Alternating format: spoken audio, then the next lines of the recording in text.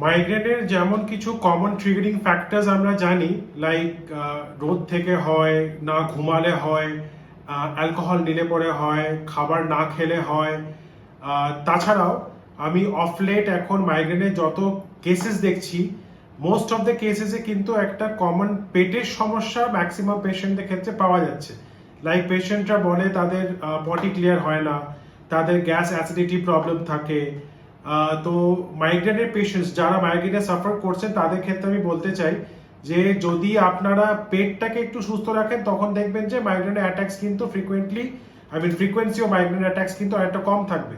Like পেটটাকে পরিষ্কার রাখতে হবে, টাইমলি খাবার খেতে হবে, গ্যাস অ্যাসিডিটি যাতে না হয় সেগুলো খেয়াল রাখতে হবে। এগুলো করলে পরে আপনারা নিশ্চয়ই দেখবেন মাইগ্রেন অ্যাটাকে কিন্তু frequency is going to be lesser than what you suffer from. আমি doctor Dipayan Das from the Healers multi speciality homeopathy and aesthetic clinic. Take care, ভালো থাকবেন।